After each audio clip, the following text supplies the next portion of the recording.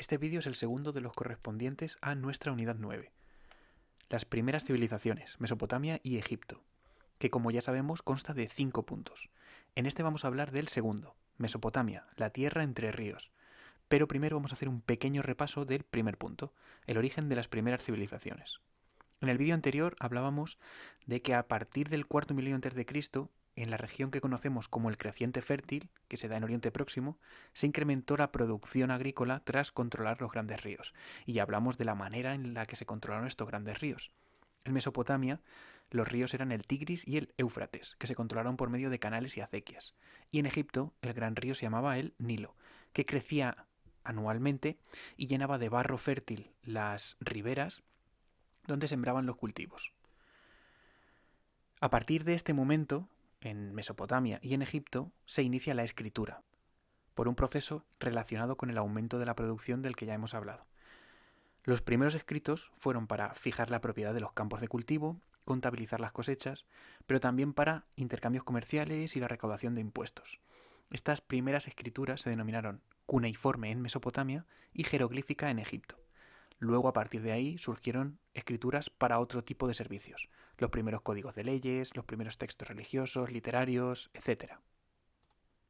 Ahora, centrándonos más en el territorio que conocemos como Mesopotamia, que ya sabemos que significa la tierra entre ríos, entre el 3500 y el 2000 a.C., estas zonas donde se aumentó mucho la producción agrícola van a crecer mucho demográficamente, o sea que su población va a crecer mucho y se van a desarrollar ciudades-estado, ciudades que eran un país en sí mismo, en base a una cultura agraria, en base a esta producción agraria. La producción va a crecer mucho, por lo tanto la gente va a vivir mejor y la población va a crecer mucho. Estamos hablando de una zona concreta de Mesopotamia, que es la Baja Mesopotamia, la más cercana al Golfo Pérsico, como veis en el mapa.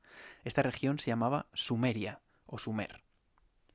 En estas ciudades-estado había una ciudad que comprendía un territorio que tenía alrededor. Esta ciudad principal controlaba las zonas de cultivo de alrededor, pastos y algunas aldeas. Estas ciudades eran independientes unas de las otras y estaban gobernadas por reyes.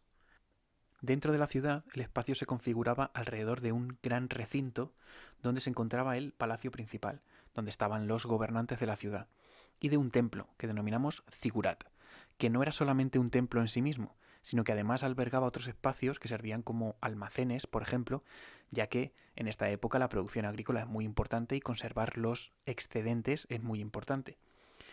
Los primeros monarcas, estos primeros reyes, tienen el poder político, el poder militar, el poder religioso, así que controlan prácticamente todo en la ciudad. Tienen que garantizar el orden de la ciudad, proteger a sus ciudadanos y gobernar en nombre de los dioses. ¿Cómo controlan a todos sus ciudadanos y cómo se encargan de que todos hagan lo que ellos dicen?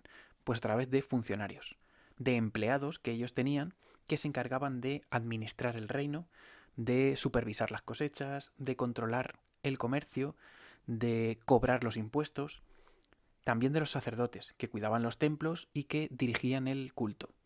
Además, tienen un ejército para obligar a la gente a cumplir sus designios, pero también para protegerlas de otras ciudades. Hay muchos enfrentamientos entre las ciudades-estado en esta época. Ciudades-estado que se quieren imponer a las demás y controlarlas. Los ejemplos más representativos de ciudades-estado en la antigua Sumer o Sumeria los tenemos ahí en el mapa. Ur, Lagash, Uruk y Sin, por ejemplo. La más importante y con la que hay que contar y hay que tener en cuenta es la ciudad de Ur. En los últimos años del tercer milenio, algunas de estas ciudades-estado consiguieron, con sus ejércitos, imponerse sobre el resto y controlar a otras. Es el momento en el que se forman dos reinos. Primero el reino de Akkad y luego el reino de Ur. Cuando la ciudad de Akkad, que en el mapa veis que se llama Acadia, controla al resto del territorio y forma un reino donde ella es la capital. Luego ocurriría lo mismo con la ciudad de Ur. Estamos hablando en fechas aproximadas del reino de Akkad hacia el 2330 a.C. y del de Ur del 2110 a.C.